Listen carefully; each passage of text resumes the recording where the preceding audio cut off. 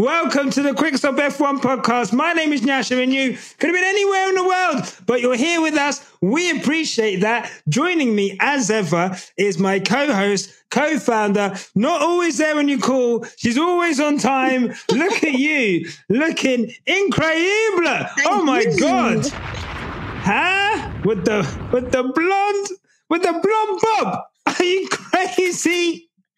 Crazy. I feel like when a black woman changes her hair blonde, yeah, it's something. It's startling. Do you know what I mean? It's something. You've gone from like Erykah Badu to, do you know what I mean? Like Thunderbirds. Like, you know what I mean? It's great. It's crazy right now. Like, but you look great. Thank you. Incredible. Thank you. That's okay. I look good too. Thank you. You look great. We've missed you. You know, see my little earring? See my earring? It dingles. It dangles. I feel like when a black man put a dangly earring in his ear as well, that too means something. That does mean something, and all rumours are true. But that's neither here nor there. It's not about me. It's not about Thandie. It's about our guest today. Look, in a race that was packed with racing incidents, packed with overtakes, and packed with stewarding decisions, which have had the timeline talking for days. It is a pleasure and an honor to welcome one of our favorite guests that we ever have on this show. The ever accommodating, insightful, and enjoyable. It is Brad Philpot. Yay! How you doing? I'm doing well, guys. Good evening. So I'm fully aware I'm a last-minute replacement for someone. I don't know who, someone probably more important, but I am determined to do a much better job than whoever it was going to be. So I'm here to bring some wheel knowledge. You know what, Brad? If you're going to blow up my spot, fine. Let me tell you now, you were my first choice on an unorganized event, okay? There was no guest. And I said, you know what? It's 4 o'clock in the afternoon, maybe 5, maybe 6 even, actually. Yeah, it was more like 6:15. It was 6:50. Okay, well, again, blowing up my spot. Thank you very much. And I said, who would be the most appropriate person to bring on? Who have we not spoken to for a while?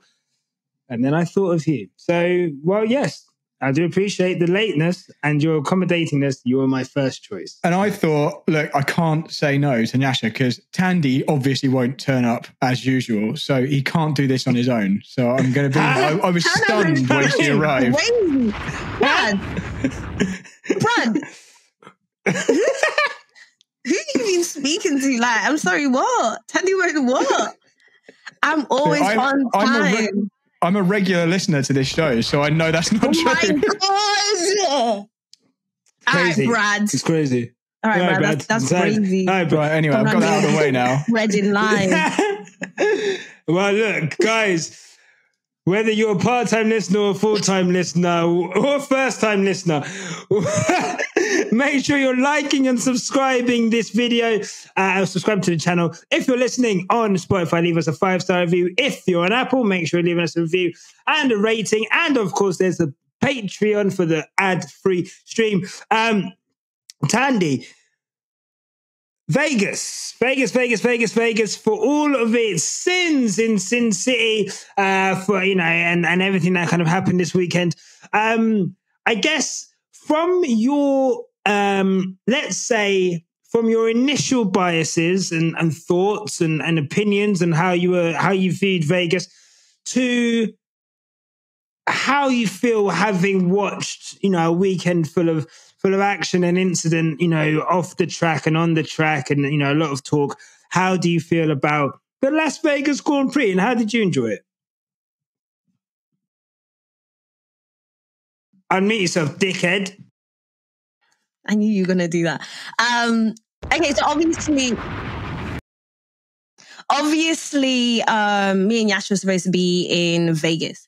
And there was actually a point, I think I phoned Nyasha on Friday and I was like, oh my God, thank God we missed that shit show of a freaking event.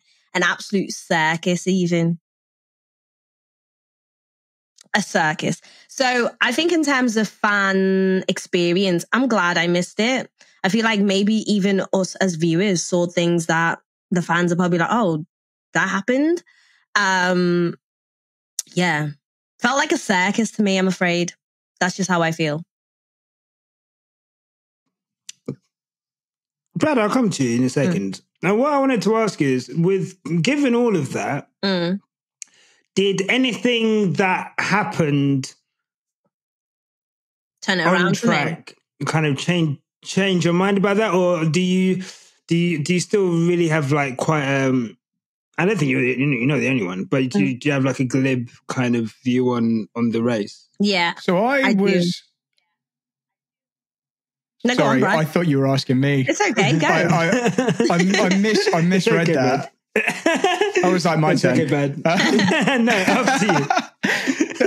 I was quite enthusiastic about this event. So I'm a massively long-term F1 fan. I've watched this thing for a long, long time, like 30 years.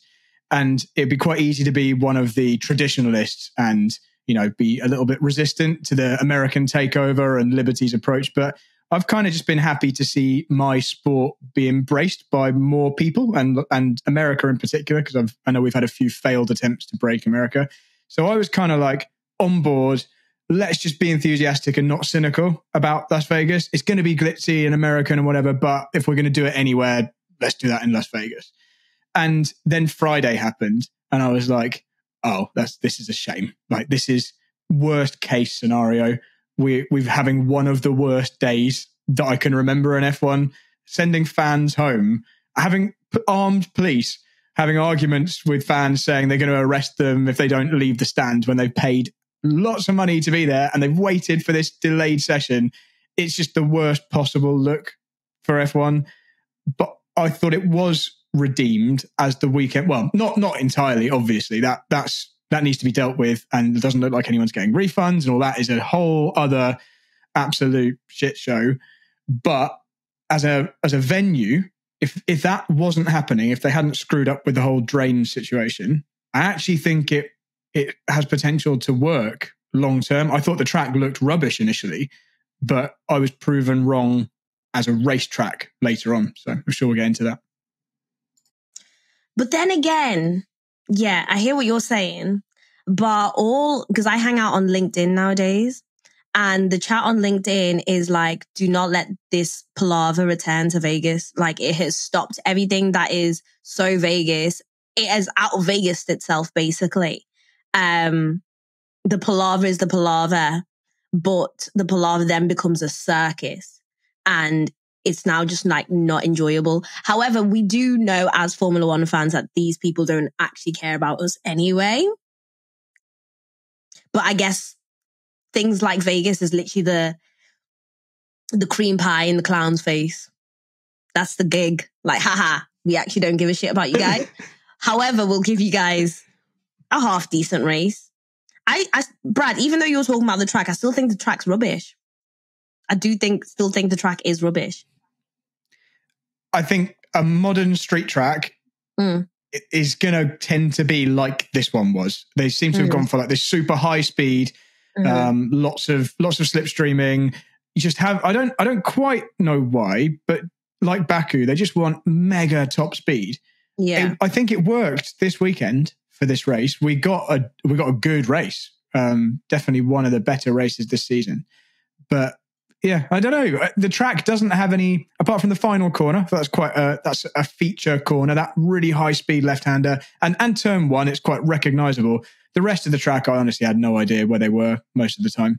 Without looking at the track map, I really didn't know. So they were just coming into one of many heavy braking zones into a tight corner. So it didn't have despite having tons of features next to the track, you couldn't really see them apart from the sphere. You can definitely see the sphere, but you couldn't really see the features. And I don't know Las Vegas. I've never been there. I don't really know one hotel from the next hotel. So I'm being told this is a famous, even when they're on the strip, it's like, okay, but the strip's just like a road with some hotels. So doesn't seem very feature full in the dark. In the daylight, I think you'd see some more of the things like the Eiffel Tower and all that kind of thing.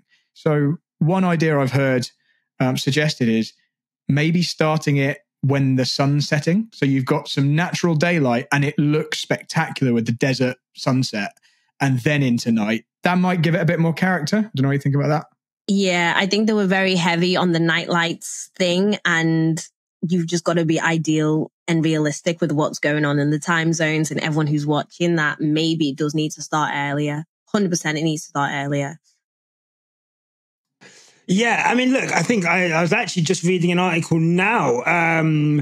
Well, she too just blocked me out of any chat regarding that. But no, I was just looking up some stuff. So Charles Leclerc actually said, and I quote, that he felt the schedule was a bit on the limit and there was not much to change apart from the timing. And I think, like, for me, I'm pretty much in agreement with both of you in terms of I think they were so... For me, I feel like F1 really... How do I describe this? What Max Verstappen said on Saturday when he was like, I feel like it's 1% show... Sorry, 99% show, 1% sport, or something along those lines.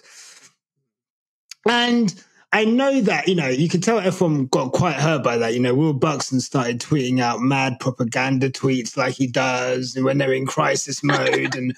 and then, every question after this race was like, oh, well, how do you feel about Vegas? How good was Vegas? Vegas was so good, right? Yeah, it was really good, Max, yeah? And Max is singing Viva Las Vegas down the straight. Like, look, riding in the back of a Rolls Royce will do that to a hoe. I'm not going to lie to you. Put a hoe in the back of a Rolls Royce. They might change their mind on something. It's crazy. You know what's so funny is how much Nyasha just drops subtle digs at Will Buxton. I don't know if anyone notices it, but he does it so much. And there was actually a time when we saw Will Buxton and he was like, oh my God, it's Will Buxton. Will! He loves him. Cap. He was like, Will! The cap on this app! I can't believe you just come on here and lied. This is when this man said, when I was waving at Yuki, I looked like... Women are wicked. That's Mandela. Winnie Mandela. I watched Invictus today and I was actually going to message you a little fucking screenshot of that. This guy saw Will Buxton and he was excited. I'm telling you now. Do you see how wicked women are, yeah? Do you see how wicked women are? You're wicked. You're actually like... I've been to his house. I've been to Will Buxton's house. You've been to Will Buxton's house? To borrow a race suit, he kindly lent me a race suit because when he raced against Max Verstappen in that Florida series like a decade ago, he had a race suit, and this was like 8 years ago now, but I needed one for an event, didn't have one that was in date, and he offered to lend me it. So that was very kind. Was this Race of Champions? No, this was before Race of Champions. It was a Nürburgring event. Anyway, yeah, sorry, just chucking that. So how bad? He's got a very nice house. I don't doubt it. Don't tell Nyasha that. Probably even nicer now. What happened was, if my memory serves me correctly, was that we saw him and Thandie literally didn't know what he looked like. Of course, literally had no clue what he looked like. And then Will Buxton looks like any average white male in his 40s, 30s. Wow. Sorry to... So who's getting his subtle digs now? It's not me. I'll tell you that for free. This guy loves Will Buxton. I'm telling you guys so much. Like, he loves him. Anyway, continue. Look, I think, like I said in Austin, he's got the best job in the world, I think. But anyway, you're a liar. So you literally made me lose my train of thought. Austin, Vegas. So for me, I think the flip of what Max Verstappen kind of said and what everyone, I think a lot of people wanted this to fail. The same way they want Miami to fail, the same way they want pretty much any new race that comes on the calendar, which is not like quote unquote European heritage track thing. And I do think it's like a big refusal to move with the times. Now, Vegas did not help itself with Friday, and I think you're both right. They've got to push this shit back or forward, I guess. Push it back? I don't know why we're pandering to the European audience when you've gone all out in Vegas. Make it good for Vegas and it'll be a good event for us all to watch. We can get up late at night once in a while. I think it makes it more special. And the problem they had is it screwed them on the Friday because they were up against it because they're trying to do it so late at night. They've got no wiggle room if something goes wrong. And stuff goes wrong quite often. We have, whether it's weather or something like this stupid drain cover problem, Formula One gets delayed sometimes. It could be a barrier repair. Someone could have a crash in the first practice, damage the barrier. It takes a bit longer to fix. And suddenly you're up against it and they need to reopen the roads and people need to get to work. Why make it that difficult? They could just move it earlier. People in Vegas would have a better time. Still at night, it's just not at 2 a.m. So I'd be all in favour of them moving it to a better time. And I just think trying to make it the whole show rather than... If I'm in Vegas, right, what would be cool for me is if the race was, let's say, 7 o'clock. And I don't know, obviously, maybe they don't want to compete with NFL. I don't know, whatever, right? But if the race is at 6, 7 o'clock, 8 o'clock, whatever, and then everything finishes by 10, latest, as a spectator, that gives me the whole night to go out. I can go get some dinner, I can go to a casino, and it's not like I'm 35. The thought of being at a racetrack at 1:30 is scary. I don't want to be there. I'm respectfully. So I just think, I think they move it back and make it a bit more sensible. And the ticket prices, bro, 1,600 for 3 days, which was the initial offering, I think, other than the $500 tickets they'd done for Vegas residents. They didn't sell out. I know they're trying to say they had 350,000 people there. I'd love to know how those 350,000 people got tickets. I don't. They did, Thandie. They did. But the reduction was, I think it was still $1,000 for 3-day tickets, 2-3 days before. In comparison, Austin was $300. Do you know what I mean? It's not, I don't think that's sustainable in this economic climate and with the state the sport is in, in terms of slightly dwindling television audiences, slightly dwindling social media numbers, slightly dwindling attendances across the American races. So, those are my thoughts. But I loved it. The race, I just watched it again now, to be honest. I loved it. I like fast tracks. I like Jeddah, I like Silverstone. I do like on the limit tracks which produce good racing. And I feel like if the race was shit as well as all the other stuff happening, I think it could have been an absolute bloodbath for that race. But over 10 years, hopefully they get it right in terms of the fan side of things. Thandie, would out of interest, I feel like you were probably looking forward to going to Vegas more than you look forward to going to Austin, and then we didn't end up going to Vegas. Oh. So having been to Austin and having seen Vegas on TV,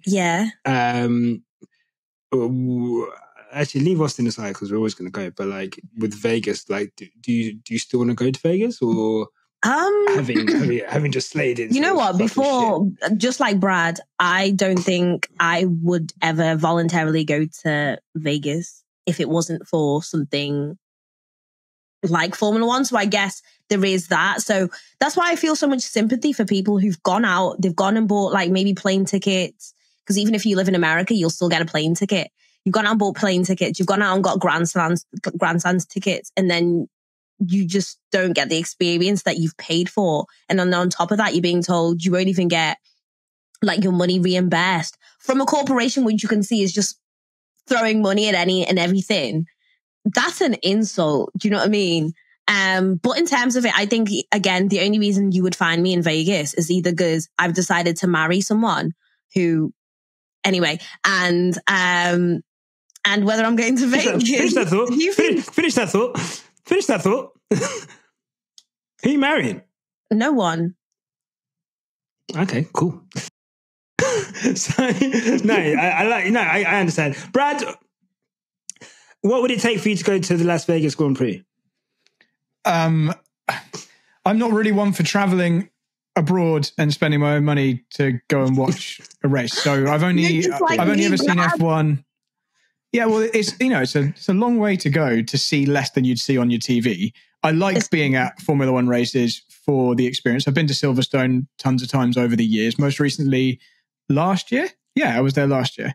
And I have been to a foreign Grand Prix. I went to the Brazilian Grand Prix in 2011, but even then, that was only because I was a guest of Red Bull, who I'm a massive fan of, as you well know. So that was, again, I couldn't have afforded to do that. It's a massive outlay to go to even one of the cheaper places and stay there. So I think I would have to have a very, very strong desire for some reason to go to one. I mean, Spa, I could be tempted to go to because it's drivable and I know it's not going to be crazy money and it's got massive history and, and passion there. I think that's what Max was citing.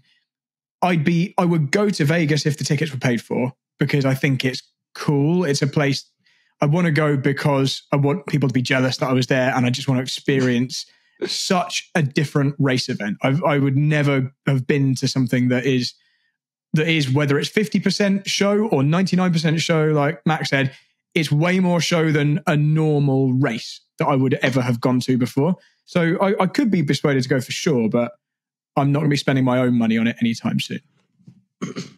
I just want to say also, F1, you absolute bastards offering them man $200 store credit after what happened on Friday. I think that's an absolute joke, T. It's an insult, isn't it? That's an insult. That's an insult. Don't run my house and give me an Argos voucher, bro, to replace the shit.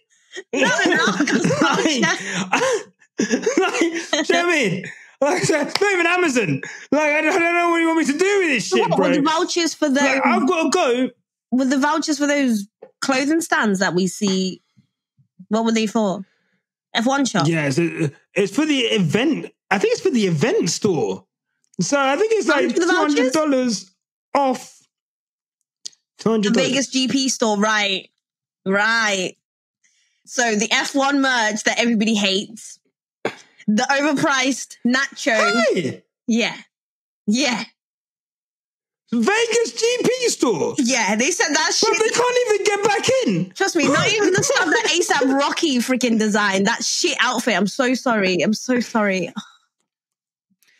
The worst bit about that offering the $200 voucher, again, it's not even $200 cash, is that the way that the F1 statement came out, and I know they've got to cover themselves for legal reasons, but you don't care if you're the one that's been wronged, but I don't care why they're saying it in a certain way. The way they worded it was, hey, it's just like when weather forces us to cancel other events. Basically, there's nothing we could have done. And it's not like that. It was clearly bad preparation. So it was their fault. It wasn't comparing it to weather or other force majeure. Maybe if I don't know, there are plenty of other situations that could have not been their fault directly that you could say, okay, well, they don't have to give a refund because although the fans have been wronged, it also wasn't Formula One's fault. It was some third party. But this was Formula One's fault. Like, they were promoting it. They were in charge of circuit inspections. It's their fault the track wasn't ready in time. It's their fault someone decided these twist lock drain covers for the water valves or whatever were going to be okay, and no one tested them to see if they were okay.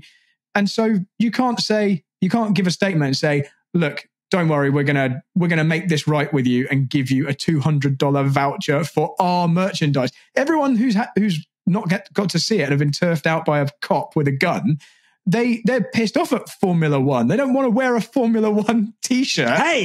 Hey, we fucked you over. Here's some memorabilia. Just to remind you of how you had a gun in your face to chuck you out like you tried to rob the Bellagio like Danny Ocean in them, man. It's ridiculous. I can't believe it. The goal, the gumption the absolute lunacy of this, but we follow this sport time after time again. They show us that the audacity. They will always have that. And big up them man that have done the class action lawsuit against Vegas over that. You can't just let them get away with that. Trust me. They can't get away with that. They can't get away with that. We suing. Work the Jada Pinkett Smith. Hey, channeled the spirit of Tupac. Oh my God. So yeah, big up. But look, big up everyone who went to Vegas. I hope you had a great time. I know Crystal from Team LH NYC got some fabulous content on the Thursday. Yeah. Crystal's content was top notch. Crystal went to the Almarve ting. She went and breathed the same air as Lewis. I breathe the same air as Crystal. Hey, you can probably smell him. Do you know what I mean? Yeah. Somebody was talking about how Lewis smells on the timeline. I think it might have been Tasha. Everyone says he smells good. Yeah, and Denny, he looks like a man who smells good. Yeah. He layers as well. He's mixing the Tom Ford with the Margiela. I knew it was Tasha. Tasha just okay. Any more? I knew it. Yeah, he layers. Any more? Oh my God. So I woke up on the Friday. Oh, okay. And I looked at one of my phones. Hold on.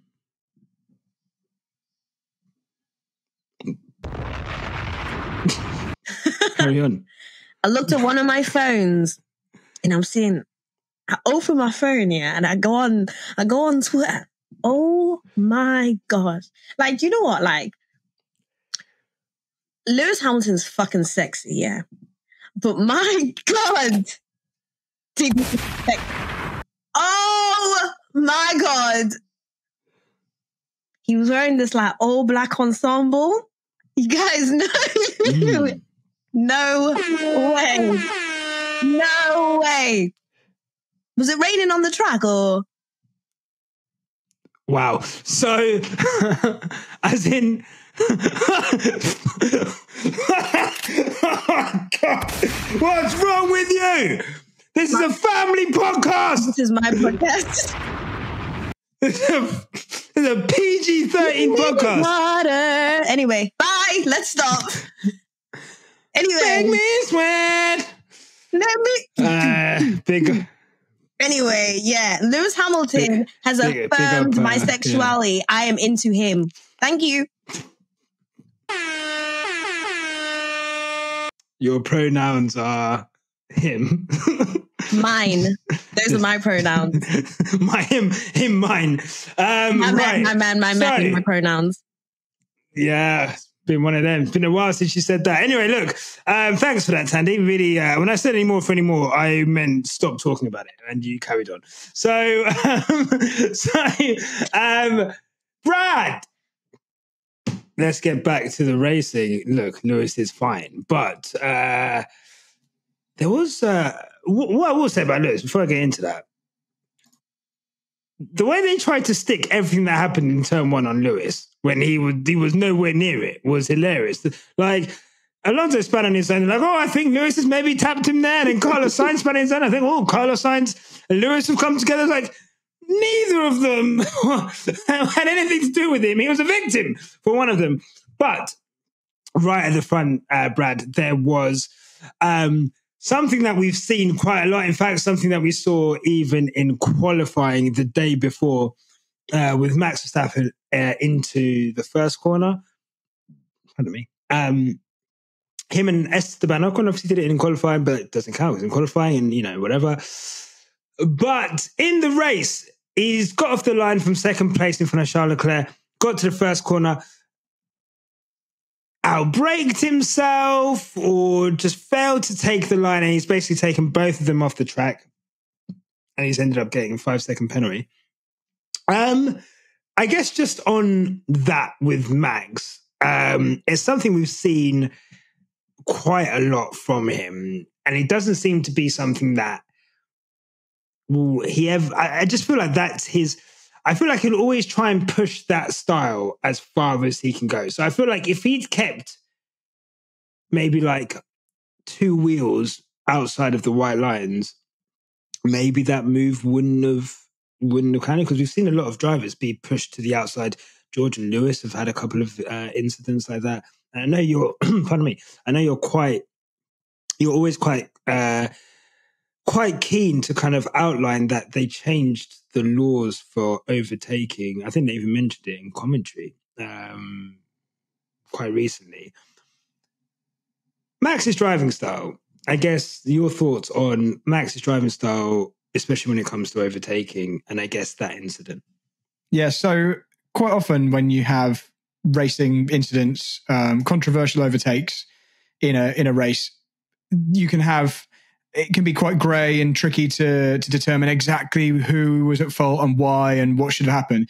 Everything that happened in this race that I can remember was pretty clear cut, regardless of how I didn't hear the commentary because I was doing this other show thing where you didn't have any commentary, but I could see what was going on. Everything was pretty clear cut, whether we're talking about the first corner with these two, Hamilton, Piastri later, Russell, Verstappen later, whatever.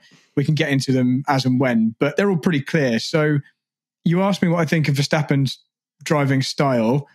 I'm not shy in criticising any driver when I think they've done a thing wrong.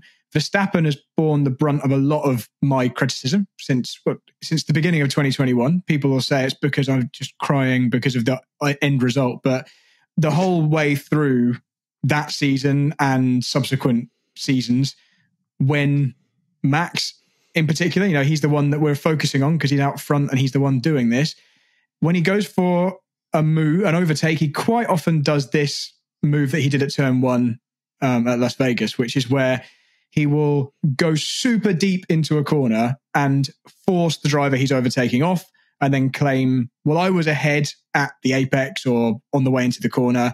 And therefore, by the updated driving regulations, if you're on the inside and you're ahead, you don't have to give the driver on the outside any room at all on the exit. You can legally, effectively force them off the track. And Max has got away with that move a lot of times. However, the one thing you do have to be able to do, even in that kind of quite extreme version of an overtaking regulation, which I think is a rubbish regulation, but we could get into that separately. What you do have to do, if you're going to be that guy who dives up the inside and gets there first, basically, and claims the corner and you can force people off, you have to also be able to stay on the track. And Max didn't do that at Brazil 21. There's a few occasions where he hasn't done that, and he really clearly didn't do that at turn 1 at Las Vegas. He was miles off the track. And even if he did manage to stay on 2 wheels, like you were saying, you could still make the argument that he only got to that position by going into the corner too fast. But there at least would have been some ammunition for the stewards to be lenient on him. But this time, I think they spent 7 laps desperately trying to find a way that they could let him keep that position. And it was just too clear cut. This was the first time in a while we've seen one that there would have been a bit of an uproar if they hadn't penalised him for that.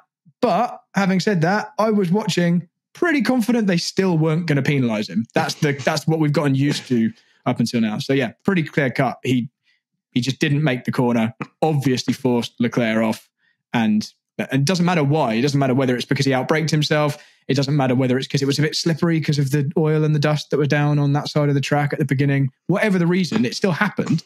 And it wasn't the guy that you inconvenienced fault. It was the overtaker's fault. So it had to be a penalty. But like I said, I wasn't confident it was ever going to be until I saw it pop up. Yeah, Thandie, I'm not gonna lie, I did think of you when I was watching the race. And this incident happened on lap 1. It was lap 8 before they took a decision on what they were going to do with it. And in the back of my mind, I did have a little conspiracy. You know what? You know what will even affirm the conspiracy is when the guy says, "Send them my regards." You could have hit it. Do you know what I mean? That honestly just highlighted how used to getting away with horrible stuff like that driver has got. Trust me. It's like he's acting like he's hard done by. He's acting like, yeah, of course they penalised me. Oh, it's so out of order. It's like this. You couldn't have done a more obvious penalty overtake. You know what I do? He's already gotten away with the Ocon thing the day before. Mm-hmm. Mm. You know what I do sometimes? I don't get on with my I don't get on with my niece's mum, right? So my brother's ex-girlfriend. And every time my nieces have been like round with me and they've stayed with me, I'll be like to the youngest, tell your mum I said wagwan. And I'll say it to the eyes like, tell your mum I said hi. And I know it's Fire burn that rascal. You know, guys, stop. And I feel this is like why I'm a regular listener for Thandie's analogies. I love these. This is what I be doing because I like, first of all, beep that out. 35.50. Thank you. Carry on. Because she's just not a nice lady, innit? And I'm not a nice lady either. So I will then say to her, yo, Amaya, tell your mum I said hiya. And she knows what it means. And now she won't go back and say to her mum, yo, Auntie Thandie said, yo, wagwan. And I just think it's literally a slap in our faces. Like, he's literally listening to a man say, like, yeah, make sure you send him those puppies I promised him. Like, do you know what I mean? Like, he's got a mob who've gone around and said, what do you want? Do you know what I mean? It's like sending Nyasha. It's his way of saying, how dare you? He's literally saying, how dare you? Mm-hmm. Tell them my regards. Be like, I know where you live. Or as if him and Martin Brundle went up to like a whole load of these FIA guys at the start of the season and said, look, I see where your daughter goes to school. Look, I see how much you owe to the government. And he said, send him my regards. It's just, I don't know. Call me crazy, but you won't call me dumb to Max Verstappen's things. Huh? Can we talk about the Ocon thing? I know you said, it doesn't matter, it's qualifying the day before. So when we're in qualifying, was it Q2 or Q1 even? It might have been Q1. I think it was Q1. I think it might have been Q1. Ocon got knocked out early anyway because of it, because he couldn't complete his lap. But you've got a situation where Verstappen is at the front, slowing everyone down, backing up the pack. Everyone's Q1. Everyone's jostling for position. So, whatever. They've got this gentleman's agreement where you don't overtake people in that situation. But it's not a rule. And ultimately, it's every driver for themselves. And these guys are driving to a minimum delta, and they're already up against it. They're going to get in trouble for going too slow themselves. Max is at the front. It's up to him if he wants to back people up. But you're risking people going, screw this, I'm going past. You've gone too slow for too long. I've got to go now. And that's exactly what happened. Ocon went to go. Max then blocked him. So Ocon tried to go early. Max could have still done his backing up and had space, but he blocked Ocon on the first attempt of overtaking him. Ocon finally got through, happened to overtake Max through just before the last corner or whatever. And then Max, as we saw, dived down his inside at the next corner because he'd seen Ocon's ruined my run, so I'm going to ruin his run. That's not really on. It's bad sportsmanship. People said, yeah, well, Ocon screwed Verstappen, so Verstappen screwed Ocon. It's kind of tit for tat.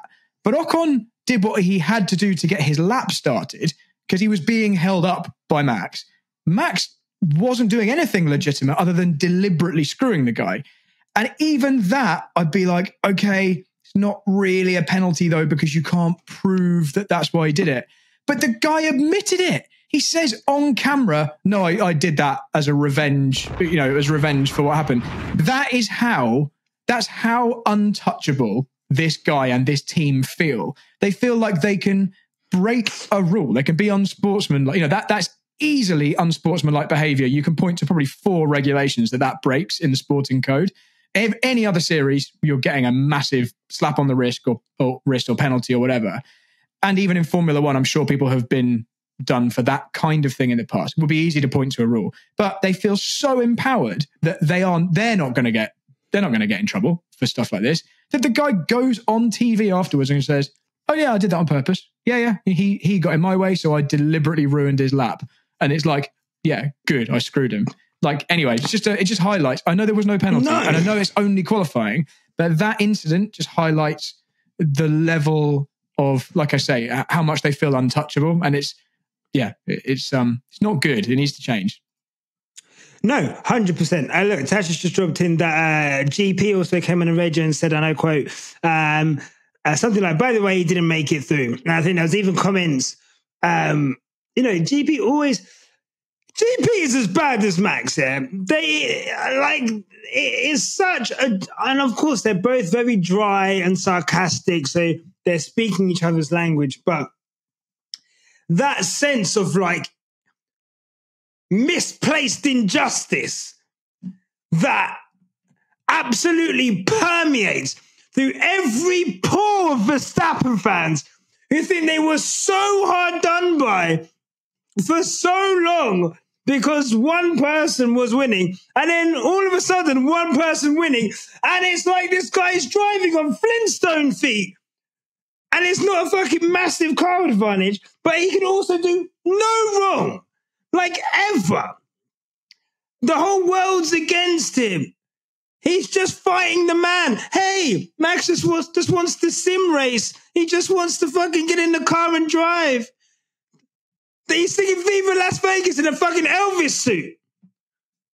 I'm supposed to get his phone out and start taking pictures of the Bellagio fountain towers, taking selfies with him and fucking Checo and Charles. He was gassed. Gassed.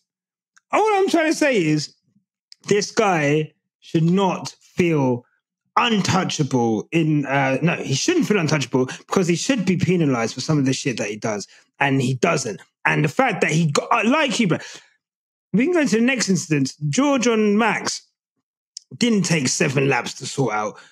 Lewis and Piastri didn't take 7 laps to sort out.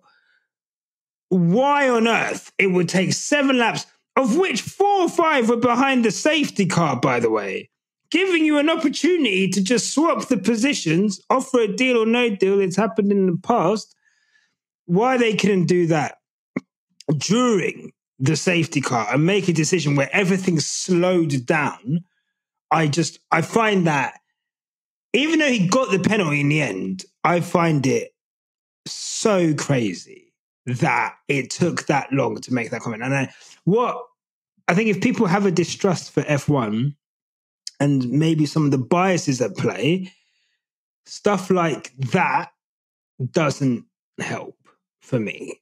And it doesn't matter whether it's Max or Lewis or whatever, because I know Max fans, you guys like to tussle. Who's going to fight me though? None of you. I just want consistent stewarding. That's all we want. And when it's not consistent, or when it's like, I just think giving a 5-second penalty to someone who's already 2 seconds up the road because of an overtake that they did illegally, which you think is illegal, doesn't make sense. Respectfully. Yeah, the 5-second penalty thing is, again, a bit of a problem here because it really does give you license. If you know that's what you're going to get, you can basically play your penalty hand. You could be like, okay, I'm going to just overtake illegally because I know I'm going to get a 5-second penalty and I'm just going to pull away from this person and it won't make much difference. As it happened, it was probably worse for Verstappen that that's what he got. But the stewards didn't know that at the time. You know, when Leclerc was able to catch back up, and that meant Max dropped behind from having to be stationary for 5 seconds at the pit stop, it was actually worse for him than if they just told him to swap the positions. And it made the race more interesting for us because Max then had to come back through and pass a couple more people and come from further behind. But if you take that as a general rule, normally a 5-second penalty when you already know the outcome, the stewards at that point have looked at the first few laps, they've seen he's pulled a 2-second gap or whatever. They're probably safe in thinking at that point, well, he's going to carry on pulling away. So they know that this penalty is going to have way less impact than if they, at that point, say, swap the positions around, where he's got to drop back, let Leclerc through, make another overtake. In the stewards' minds, that 5-second penalty, they know, although they were wrong because of the other situations with the safety cars and stuff, but in that moment, they know this is quite a lenient penalty. It's not really going to affect him too much. And this is the problem as well. We see quite a lot of the time, they will wait until they see how a situation pans out and then they'll apply a penalty afterwards rather than just doing it. Like you said, why does it take 7-8 laps? It was such a clear incident. All it took was one view of a replay and you can go, oh, yeah, there we go. It wasn't like it was a grey area or wasn't very clear. He he ended up off the track. He overtook the guy that was in the lead. They both ended up off track. The guy that was winning couldn't turn into the corner and was forced way off. It was obviously Verstappen's fault in that situation. Just give him the penalty right there. Like, why twist yourselves in knots to try and not give it? And I'm sure they had Red Bull on the phone telling them all the reasons. It's lap one. Oh, it was slippery. His nose was ahead, therefore he doesn't have to leave him any room. They'd have had all of that going on, and the stewards were really thinking, oh yeah, any doesn't mean all this, oh yeah, let's have a good think about these suggestions that he does one know of the where my kid competitors are goes to telling us. nursery. He does know what happened with my tax last week. That's what you should be saying, Brad.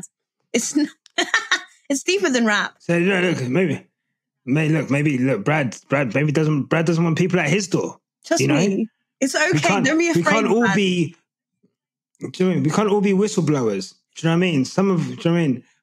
Do you want to talk about like some of the other incidents so I can prove that I am? Because you're going to have people going, well, maybe the general listener on this podcast nowadays is sensible enough to not expect much Verstappen praise. So I probably won't get much pushback. Oh, they hate it. You know what? Sometimes I tweet some shit out. People just fucking, you know what? They didn't even like say Nyasha, stop it. They just air it. Like, it's just, there was one time I think I tweeted something private for Verstappen and it just had like 0 likes, 0 retweets for like an hour. And then I think someone just must have seen it on the timeline and given like a sympathy like. I'm like, fucking hell. Well, I just want to prove that I am impartial. And so there you go. Okay. Do you want to talk about George and Max? Yeah, I know this isn't strictly going in order because there were other things that happened before that. But yeah, George and Max, when I first saw that one happen, so just for context, just to remind everyone, Max found himself after his 5-second penalty having to come back through the pack and make some overtakes. And one of the people he arrived at was George Russell. And he went for a move into one of several, I don't know which one it was, slow left-right chicane things off the long straight. And what it looked like initially from the TV view I saw was it looked like Verstappen just barged his way through and pushed Russell wide. And that's what I thought happened until I saw the other replays when it became really clear to me that Verstappen was actually, for once, making a completely legitimate overtake, was more than halfway alongside Russell, certainly significantly down his inside, was there for quite a long time. And Russell just turned in, didn't just turn in and leave enough space for Verstappen. He tried to turn onto the bit of track Verstappen was already on and kind of bounced off him, damaged Verstappen's end plate on his front wing, but apparently didn't make much difference. And obviously hurt himself as well. And Russell admitted afterwards that he didn't see him. Russell was apologetic because this, again, was quite a clear-cut one. The driver on the outside just turned into the driver on the inside. And I'm very consistent forever on this situation. You can't just turn across on someone. And we've got other examples where, which I'm not going to go into, famous examples of a car turning in from the outside to a car on the inside. I don't care who it is, whether it's Verstappen doing the turning in or Verstappen being the victim in this case. It's the driver on the outside's fault for trying to drive into the car on the inside. For those who don't know what he's talking about Silverstone 2021, and that was Max Verstappen's fault. Sorry, I will forever say it. People say Lewis tried to kill him. He did it to himself. Get some racecraft, for fuck's sake. Anyway. Oof. Yeah, so for once, not Max's fault, Russell's fault. Pretty simple. For once, not Max's fault. Thandie, before I get into Stars and Donkeys, I guess your view on the George Max incident. Yeah. So I thought George was actually, I was going to give him a little bit of rope to stand on, but clearly not. It was his fault. So now yet another thing we have to discuss in-house as a collective on what's going on with our issues. However, Max Verstappen is still a reckless driver. He is still a very vengeful driver, and I am actually going to say he went for George with the complete knowledge of what was going to happen once he went for George. So I'll give him that as well. But that's it, yeah. Okie dokie. Well, look, I feel like we'll get into it because I was going to do Stars and Donkeys. It kind of was my donkey, but we'll get into that later. Actually, no, let's get into it now. I don't think I've seen. I'm trying to think of like the Valtteri Bottas years, the Nico Rosberg years.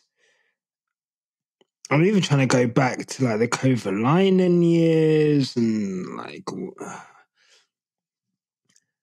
I don't think I've seen a man who's Lewis Hamilton's teammate make this many errors in one season as I have George Russell. Like violent errors.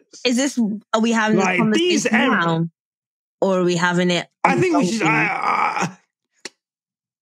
Well, this is what I was going to say. Like, I feel like we both want to give him our doggy. So let's just. I watched the race just now, but I didn't get to see the post-race stuff. So that's what I was just watching that earlier. And he was like, obviously, as you said, Brad, I didn't see him there, just then into it. I don't think there was a lot of. I think next season we might see better defense. I don't think people had got their kind of braking distances sorted out because it looked like there was a lot of moves where people were kind of sending it from quite far back or sending it quite late, and the car on the outside didn't, like Perez, for example, I feel like got bullied by Leclerc a couple times on moves where I feel like he maybe could have defended it a bit better, but who knows. But I feel like George, this season, if we look at Australia, Monaco, Singapore, this race, if you think about the practice incident in Spain, the qualifying incident in Belgium, just the general, I would say, respectfully, some of the bitch arseness he's shown on the radio when he's fighting Lewis and losing, FYI. If there's anything else, remind me. I don't think he's like an accountability king. That's my issue right now. I'm watching the post-race and he's like, yeah, it's just a shame, could have been in for a good race. The car's got the pace, but again, just one of those incidents where, we're just slightly unlucky. I'm like, bro, that's your fault. Using his Mercedes keywords, I feel fault. Like at this point they've been told, like, there's a training to like being in front of the camera. There's keywords, an incident. Just, we've got to come back sharper. It's been a wonderful day here at insert race. Anyway, continue. Yeah, and I don't know. I think it's been a really bad season for George. I think I'm not going to lie. If he was Mr. Consistency last year, the only consistent thing he's done this year is fuck his own race up. Like the variance in performance on a Sunday. Saturday has been good. The Sunday, the variance in performance has not been good enough. And I think that he needs to go away next year over winter and work on his racecraft and pressure situations, because what I'm seeing is a man that's just chucking away podiums.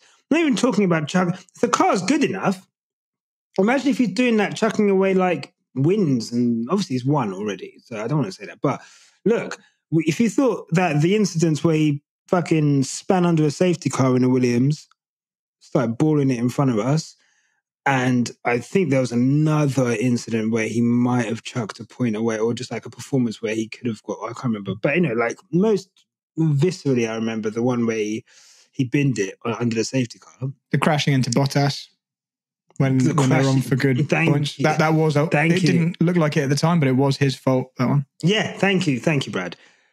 We kind of thought, those would be like anomalies. Okay. What would you... You jumped to the microphone. Sorry. What would you say to maybe like... I'm just playing devil's advocate. What would you guys say to like people who were like, you know what, George is season, he has done the best of what he has with what he has, and he has picked up where Lewis has lacked. What would you say to that? I'd say they're chatting shit. One, where's he picked up where Lewis has lacked? He's fucking 70 plus points behind. But in terms of the best of what he's had, Brad, how would you react to someone that's said that? Yeah, so I think... All your thoughts on George in general. I think what saved any of George's reputation this season, or where he's done well, is he's good at one-lap qualifying. He's lucky, really, that he's good at one-lap qualifying, because his race performances, whether you're talking about mistakes that you've highlighted or just general race pace, it hasn't been there at all this year. If you think what we would be thinking the Mercedes car is like over this season, if George was the lead driver, if George was the person scoring the most points, we would be thinking this Mercedes was a much worse car than it actually is. And Mercedes would probably be behind McLaren in the points. It's where it is this year because of Lewis's race pace. And conversely, the thing that has stopped Lewis looking dominant in that team this year is Lewis's occasional qualifying performance. I don't know what it is, whether it's that he is literally just setting the car up for the race and that's why qualifying doesn't look good, or whether he's just had some times where it hasn't gone right. Vegas, I'm still not sure. He was really fast in the race, Lewis, this weekend, and was well off in qualifying. But from his reaction after qualifying, it sounded like he thought he just couldn't get the lap together, or the car just wasn't working for him. So I'm not sure why it is, but even having said that, Lewis has still beaten Russell on, or is at least going to be equal with him on qualifying this year. At the moment, still leading head-to-head by one race. So even if you say Russell's saving grace has been that he's fast in qualifying, he still hasn't beaten Lewis in that area, and he's been significantly behind over long stints in the race. Lewis can qualify 15th and Russell could be 5th, and I'd still be confident this season, if we just take an average race, that Lewis will end up ahead by the end. So yeah, that's my feelings on George. I think George bought into the George Russell hype over the last couple of years, and last year gave him quite a false sense of security, the beginning of last year. And I think Lewis is showing why he tends to always come out on top in a head-to-head against teammates. And Russell is having to come to terms with that. And the next year is going to really define George Russell's career. Is he going to go on to become a Verstappen or a Leclerc or a Hamilton style figure? Or is he going to become one of those slightly second-tier drivers that's really good, but it doesn't have that last little spark that Hamilton does? So that's my feelings. I'm really glad you said that, Brad, because they think we are biased. And when we say stuff like this, it's nice to be affirmed. So, it's not only just us. Well, to be fair, it was only me and Chris who actually believed that, but that's a conversation for another time. Anyway, you're on mute. Mute myself. I'll let you know that I said, sorry that I see the best in people, I believed in him. I thought he could have been the one. And I think there's talent there. I think that's a really good point you made, Brad.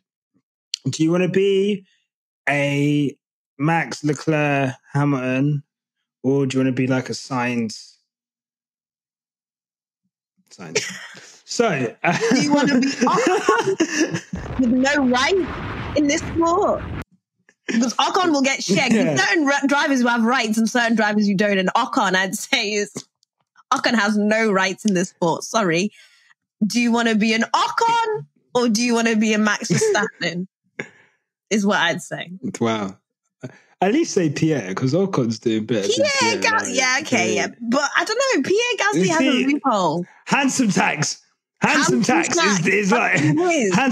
is really carrying Pierre this season. Pierre should have beaten Ocon this race. He out-qualified him by a mile. Oh, well, I know Verstappen screwed Ocon's qualifying, but Gasly was up in the top 5, and I think the safety cars really screwed him. So just in his defense, I think he has outscored Ocon quite significantly in the second half of the season. Oh, I didn't know that. There you go. Well, he does have rights. You love to actually come down on Pierre a lot. You love to really come down on Pierre. Can we talk about that? Like, yeah, sure. We'll talk about it in the off season. Okay. I'll see you there every week, Monday, 8 p.m. So,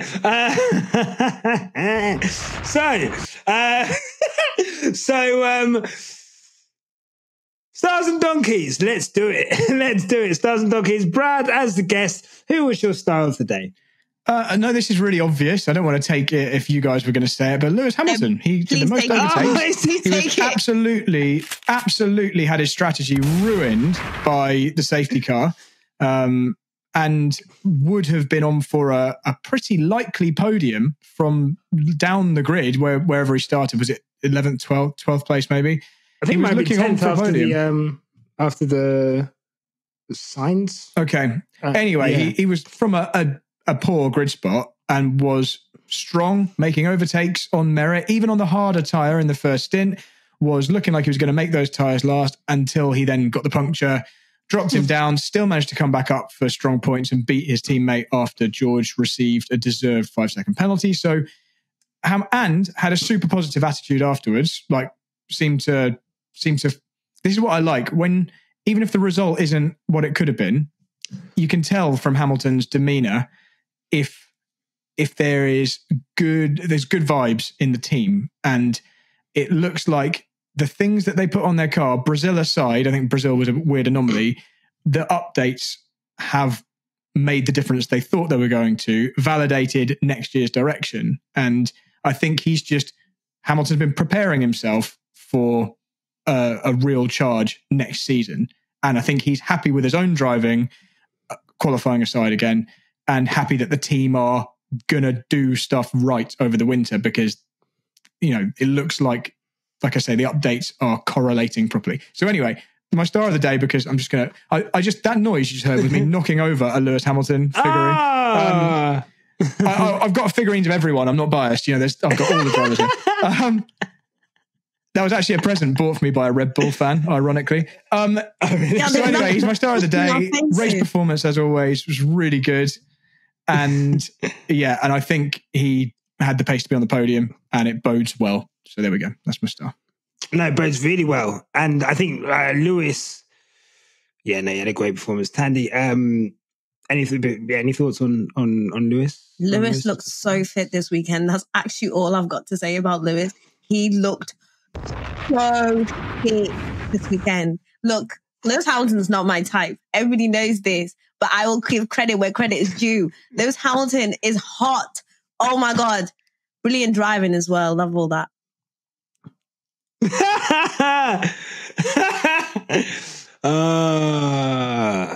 Look, he's a handsome man. I've been going back to the gym recently, and just in the back of my mind, I'm like, if I can get my arms like Lewis's, I'm 10% on the way to being like Penga. If I can get anything, I'd... To 10% to being Penga? No, don't say that. Maybe I thought you were going to say 10% being Lewis. I was going to say, -1, but... Well, no. Well, I know he looked great. Look, he looked great. That little GQ, interview, he put on his best American/English accent for that one. Yeah, that gave me the ick. Yeah, well, but he looks so good. Then he had the leather vest at one point, and then he had like the little red Cruella de Vil outfit. Knows how to party. Yeah, I swear that was shot in Vegas as well. Anyway, it was shot in the Nevada desert. Correct. So anyway, Lewis is great. I think we were just mentioning Pierre earlier. Unlucky with the safety car, and I think Leclerc, who was my star of the day, was also unlucky with that big art. So I think that today was like Leclerc's strongest performance of the season. I can't remember another Leclerc performance. I feel like this is the Leclerc that we all know is there. And I think when you contrast it to whatever his teammate was trying to do at the start of the race, and you look at his performance, qualifying, he seems like he's coming back into, kind of form a little bit. But just like his tenacity and his ability to like keep up with the Red Bulls and, the way that he hunted down Max. Again, we've not really seen anyone hunt down Max that many times this season. I'm trying to think of a time where someone's overtaken Max for the lead this season, although Max had to pit. But, Max fucked his tyres trying to get away and probably build a gap because he had the 5-second penalty. So I think it bodes well for next season if Ferrari can kind of keep this development kind of going and Charles can keep this kind of form. He did have a little Charles moment, which he always seems to have his little brain fart moments. But what's the term we use? I can't remember what we say. What is it, Thandie? Bozo gene. What term? The Bozo gene got activated. Bozo gene. The Bozo gene got activated. Guys, I nearly said that live on the last lap show. When that happened, when he went deep, locked up, whatever, I nearly stole that and said, "Oh yeah, it says Bozo gene," but no one would have known what I was talking about unless you guys happen to be watching. So. Not though, Brad. I was scrolling on Twitter and someone said Bozo gene, like someone just tweeted Bozo gene, and I was like, I swear we invented that, but I don't know if I invented it or not. Did I invent it? Did I invent Bozo gene? I don't think you invented it. Are we sure? I was like, he doesn't have the dog in him. No, that dog in him. What did he say? I invented that. I dog in him. I definitely said that. You did not invent. I doesn't have the dog in him. No, you didn't. Get out of here. You absolute liar. I'm going to let you lie on. You might have invented Bozo gene. I don't know. Pissed off Fracker. I brought that in. I'm not sure. Pissed off Fracker boys. Yeah. I think it might have been someone on Pissed Off Fracker. I'm not gonna lie. But either way, look. You made it a hot line. We made it a hot song, guys. Sorry. So yeah, I think really good. Really enjoyed Charles Leclerc's performance this weekend. I loved it when he's like. His eyes died a little bit when he was like, "Oh, did you guys pit under the safety car when they were in the Rolls Royce on the way to the podium?" And Max and Checo were like, "Yeah," and you can just see in his face like, "Oh," because obviously he didn't. It's hilarious that no one told him that as well. Like, "Oh, the two behind you are on new tires." He just must have thought like, "Oh, my pace is fucked." So, bless Charles, bless Ferrari as always. Brad, any thoughts on Charles Leclerc? I was happy to see him have a car at a track where Ferrari's tyre wear wasn't so much of a problem. I was super surprised he managed to overtake Verstappen in that first stint. Really thought when that gap was getting bigger, it was just going to keep getting bigger. I'd given up on the race win, and then suddenly he came back at him and actually made an on-track pass. Didn't he overtake 3 Red Bulls? Did he overtake Verstappen on track and then Perez twice? So, I mean, that's twice, no mean feat in a car which isn't as good. So, yeah, Leclerc, I like him. He's one of my favourites. I'm really happy for him to do well. I just wish he'd actually managed to get the win. But when I was younger, I used to hate Ferrari. I felt about Ferrari like I do about Red Bull, although actually in a different way. But I now root for them if they're the ones with a chance of beating Red Bull. If Mercedes aren't in the hunt. So go Leclerc. He seems nice, and he's the prettiest. Leclerc. Second, but according to Thandie. Charles Leclerc's been looking great recently, actually. I will give him, he is the prettiest. The second prettiest. He's very pretty, isn't he? Yeah. He's been looking great recently. There you go. Any thoughts on Charles' performance on the racetrack? I always feel so sorry for Charles because even though you guys are saying this is classic Charles racing, is classic Charles racing always kind of being per se the Pied Piper of the formula of the grid and constantly being like fuck the man? And is it the Pied Piper? It's Robin Hood, right? Robin Hood goes round.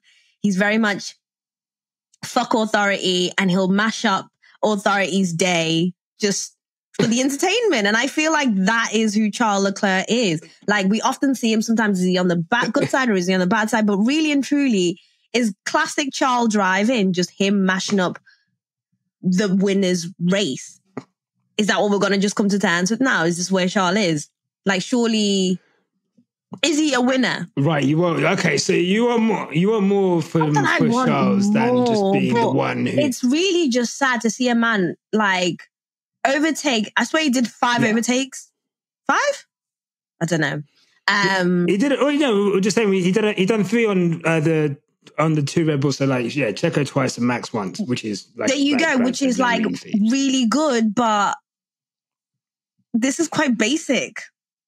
No. Okay, maybe just me. No one else. Yeah, no, I get it. Maybe just me. I could see it in your face when I said I wanted to make Charles my star of the day, and I could just see because he was going to be my star of the day as well, because his efforts are seen and appreciated. It's not me criticizing him, but the conversation of when we say, "Oh, this is classic Charles. This is what Charles does." We say this every time he doesn't even win. So is this where Charles just sits now on the grid in terms of what kind of driving we expect from him? He should have won though. He would, without the safety car at the end. I think this was his. And he mugged a Red Bull on the last lap, like absolute boss overtake. Waited till the last lap so that he couldn't be re-overtaken and just went boom. Because he's a menace. He's a menace. But is this where we're admitting Charles sits on the menace line or on an actual person who we can trust? Because he probably won't have the same performance next week. This is what I'm saying to you guys. He's not someone you can bet on consistently. Okay. And I think hopefully... Okay. No. I think what I'm trying to say is... Yeah. I get it. I get what you're saying. I think it's one of those things where if you think back to the beginning of last season, the first 6 races were shared between like Charles Leclerc and Max Verstappen. I think Checo got a win here and there, whatever. But Charles Leclerc was there, right? But there was also the Bozo moments, right? Is it Imola? And other places. I think there was it France where he just fucking binned it, or Spain? I can't remember, where he just binned it on his own. So, yeah, it would be cool for him to have a car that is a consistent. I feel like Ferrari and Mercedes are quite similar in race to race. You don't know what you're going to get from the car, and I think it would be cool to see Charles in a consistent car, not have those Bozo moments, and doing this week after week after week. And I think that's a fair thing to say. Look, it's not too long ago that people were saying the science is actually better than Charles because of how the season was going. Not me though. Y'all be easy. And, yeah, exactly.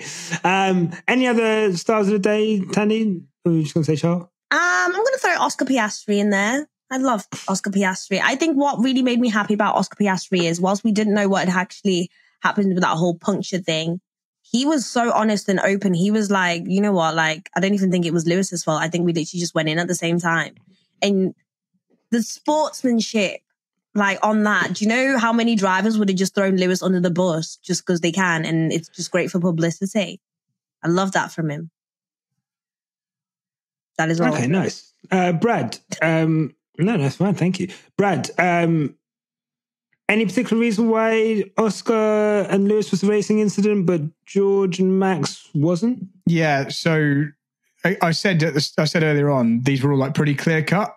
Of all of the incidents, this was the least clear cut, but I've still got quite a clear opinion on it. Lewis didn't do anything wrong. He made a move, didn't force Oscar particularly wide, held his line. And Piastri just tried to hang on round the outside a bit longer. So the George Verstappen incident happened much earlier in the corner. George turned in like there wasn't a Verstappen there. Oscar didn't do that. Oscar turned in as if there was a car up his inside. But his problem was he tried to stay there when the corner was finishing. They came out the other side of the corner and the barrier begins to get very, very close to the edge of the track. Yeah. And instead of kind of conceding and realizing, okay, I've lost the high ground, the car on the inside has not only kind of passed me, 99% of the move was finished. They were leaving the corner and he tried to just hang on a bit too long. And I think in hindsight, if that whole thing happened again, he would have just kind of slipped in behind Lewis a bit earlier, like we saw when Leclerc got overtaken by the Red Bulls during the race. And I think it was the same corner. They do look the same, those corners. Yeah. He realised what was happening, tucked in behind to fight another day. And Piastri tried to kind of hang on to something which was already lost. And that's why it's a racing incident because, Lewis didn't give him any room on the exit, but Piastri also wasn't entitled to any room because the move was completed and Lewis was ahead by the time they got to the exit wall. So that's why. It wasn't particularly bad from anyone. Piastri didn't do anything terrible. He just kind of kept his foot in a bit where he should have realised that it was finished. That's all. Yeah, and that will come with the experience, I think. He is like just a dream second driver in my eyes. Oscar Piastri, in my eyes, just a dream fantasy. Look, like I said earlier this weekend, George Russell, bro, you've got a couple of seasons. And then, I do see George in another team. I don't think George will ever leave Mercedes, personally. If Lewis says he wants to stay for 5 years, George is not going to stay for 6. I'll tell you that now. So, who knows what could happen in the future. Special shout out to Esteban Ocon finishing 4th. Mostly because he's pissed off Verstappen fans as well this weekend. I saw loads of comments under like one of the F1 posts, I think on Instagram, about Esteban Ocon coming 4th, and loads of the comments are just super negative. An enemy of my enemy is my brother. Let me say that now. So if Ocon is an enemy of the Orange Army, you've got safe haven here, brother, in Carl LH. You and your little RC car, which you love driving around with Lewis, bring it over into Carl LH. We'll house you and keep you safe and give you refuge, brother. Don't you worry about that. Great performance. Also, those Alpine Palace jackets are hard as fuck. Shout out to Palace and Alpine. That's a really cool collaboration. Much better than, as Thandie said, the Puma F1 one. ASAP, please, next design, sort that out. I'm not wearing a fucking half kilt, bro. Like, what are we doing here? Quickly, donkey of the day, Brad. Perez, because he qualified badly, didn't he? I know Lewis did too, but separately, Perez qualified worse in a better car. He then was gifted a golden opportunity to win the race. He had the lead at one point and was overtaken by his teammate who was in a damaged version of the same car he's in. And then also got mugged by another person on the last lap, having left the door open. And the bar is really low for Perez. And, he was obviously helped by the safety car to even get into that position. And, the bar's really low so that people will say, he did a really good job. He finished 3rd, again, in a car which is the quickest, and his teammate just is easily won from despite adversity, despite losing some of his front wing. So, Perez, he's just constant underperformer and satisfied with it. No, that makes sense.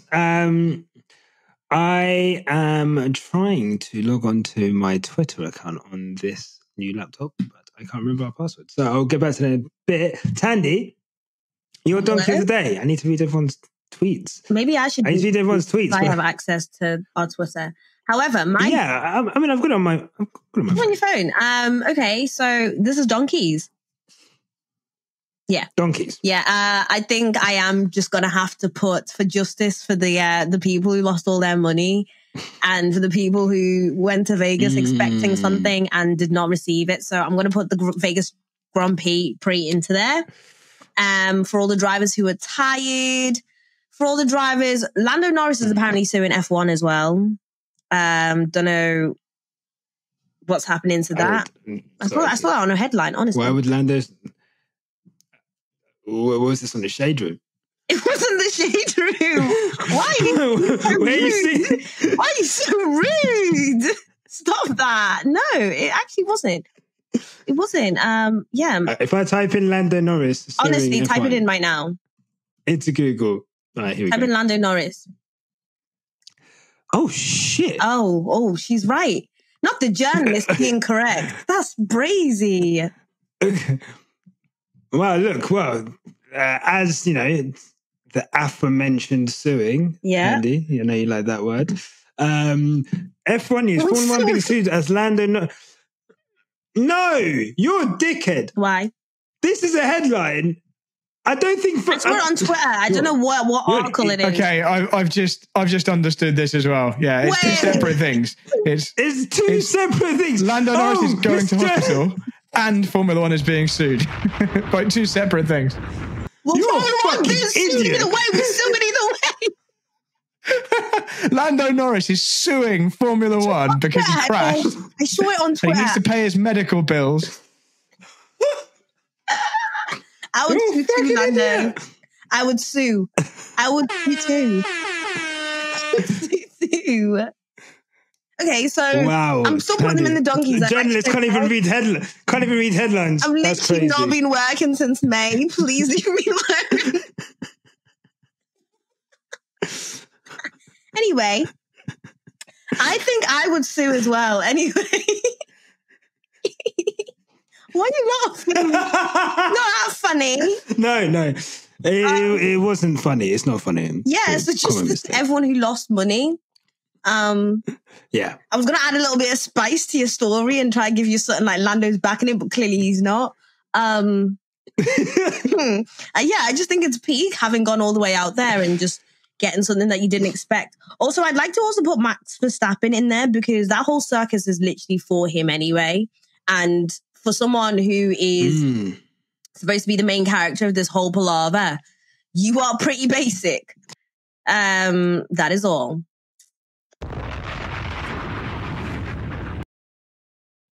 Yeah.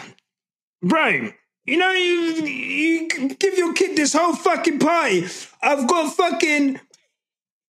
booked Flow Rider to sing your favourite song, and I booked whatever out of luck rapper I can get, whatever for the budget. Balloon arrangement for you. We've got an ice cream station over there. We brought Beyonce over to sing your favourite song to you, and all you want to do is play in the sand. We've got Rihanna and A$AP I prefer when we go to McDonald's. God, you're so ungrateful. Like, I need more of these Nepo babies to Nepo the fuck up. Honestly. Lando Norris, you're living my dream, bro. Sort it out. I was going to say Lando. That Lando, I'm going to... Yeah. 2 seconds. Hold on. Lando was just, that was a lot. He should have done better. Has everyone had their donkeys then? Is it me? I feel like my donkey is, we already kind of said it, George.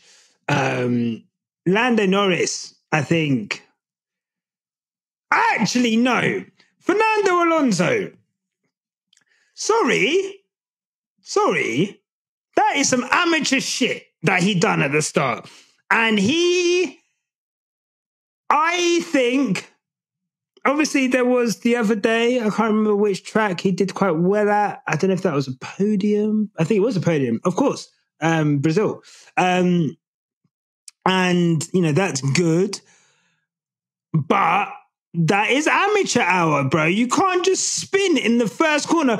And I love how, Valtteri Bottas just had road rage. I was just rammed into him again, just for good measure. When someone's in front of you in the supermarket, and you're just like, huh? Oh no, if you want to play games, we'll play games right now. Valtteri Bottas, that was so funny. I don't know what the fuck Fernando Alonso thought he was doing in that first corner. I think it was, super amateur hour. And honestly, any excuse to shit on Fernando, I will take it. So, big up to Fernando Alonso. The guy that said that Lewis Hamilton can't drive normal cars. Well, this is the best car you've had in ages, and you're still fumbling race results. So, who is the better driver? Not you. Tweets. Brad, you can read these out as well. I'm going to send it to you on WhatsApp, because currently I have not got a computer that I can send this to you on. Thandie, do you have the tweets up? I do. No, okay. I do. Okay. I do. You do? Okay, cool. I'm always on job. Okay, cool. Do you want to choose one? You're so on job. I'm going to say Mimi255241. Hi, Mimi.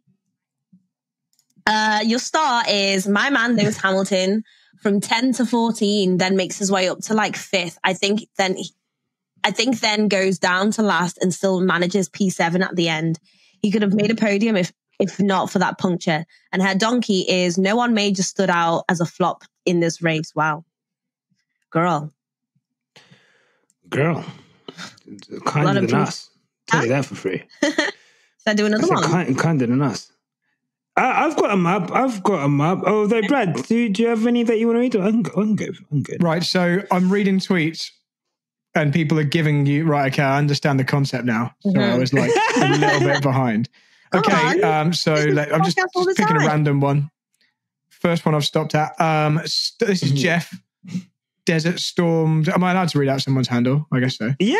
Desert Storm 24 ID. Jeff says, Star Lewis. He had tremendous pace. Without that puncture, he would have been on the podium. So he's agreeing with me. Donkey, Mercedes pit crew. Yeah, I mean, they are serving up. So I don't understand how they are still so bad. I need someone to explain to me what they're doing behind the scenes to rectify it. And if they're not, why? Like, how has no one noticed that their pit stops are that bad? So yeah, Donkey. And then hang on, what's TP? What's the last bit? Talking point. Oh, right. Okay. Their talking point was surprising that the racing was actually pretty good, better than Miami. Yeah, a lot better than Miami. It was actually a good race. Miami is terrible. And I think a lot of the other tracks can be worried. I feel like Miami's the one American race on the streets that's good. You go to Miami? I'd go to Miami. You're trash, Thandie. It's a trash place. Come on now, when you do this about me, though. Yeah, I think I would actually go to Miami, you know. But then again, I'm not going to Miami to watch. I'm not going to Miami to watch a pinnacle race. Into Miami. So you want to go to South Beach, Miami, to party? I don't party. That's different to. Okay, but would you go to watch an F1 race in the F1 track in Miami? Yeah. In FL, I'm not even going to say Fort whatever Florida. that was, because every time I say Flora, is that what you say? Fort Lauderdale. Lauderdale. Fort Lauderdale. Fort Lauderdale. Anyway, I don't know how. I don't know. Ask the Americans. Fort Lauderdale. Anyway, I will do, but anyway. We've got Joy Mariah, who says, Star of the day, Sir Lewis Hamilton, Leclerc, Perez, Donkey of the day, Woody from Toy Story. Hey, kind of shit will get you cancelled. I don't think we ever spoke about that, but the reaction to us calling George Woody. Us or more than me. Even in F1 Twitter terms, I do think everyone overreacted to that. I'm not gonna lie. I just don't understand how people acted like people were making out like we called him like something really offensive, but I didn't think Woody was offensive. He looks like Woody. It's very fitting. He does. Like if you guys, Anyway. Talking points. Ferrari getting closer to P2 with one late race left. 4 points between. Are we going to Abu Dhabi? I liked Toto Wolff's comments about there being a normal race director this time round. So, you know, there's not going to be any last lap kerfuffles. Gun to your head, Brad. Who's getting P2? Mercedes or Ferrari? Ooh, so I cared about this a bit for a while, and now I don't think I care. Now I kind of think it might be nice for Merc to come third, so they've just got that bit more development time and budget. I think it's going to be Merc, because on balance they have performed slightly better. Ferrari have had better peaks than Mercedes, but I think as a collective, Mercedes are stronger. It's really close though. Like it's kind of a coin flip going into Abu Dhabi. So I don't really know who's going to be suited to that track more either. Slow speed, traction zones. Mercedes actually not that bad. There's not that many kind of high-speed corners at Abu Dhabi. It might suit them a bit more. So, yeah, I don't know, really. 50-50, but I'm going to go Merc. Nice. Thandie, do you reckon Mercedes will bring it home in second?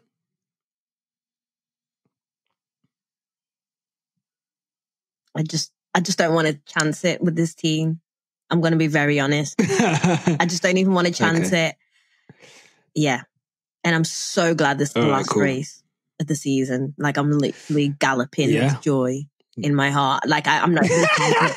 I'm not going to hide it. This season has been a lot. Yeah, no. Look, 23 races, man. It's been a war of attrition trying to squeeze blood out of a stone in terms of content. It's not yet. It's race content. It's the ringing in my ear of that freaking same thing. It's having to come up with more and worse ways to call Max Verstappen. Like, just anyway, I'm just not getting to it. A bitch is emotional.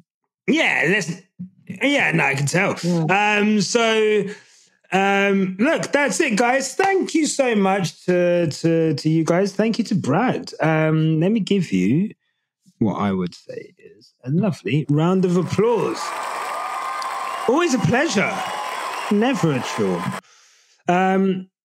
Where can people find you online, Brad? Well, first of all, thanks for having me. Even if, like I say, it was a last minute. It was last minute. I know it wasn't replacement. I appreciate it. But did he tell you that you were replacement?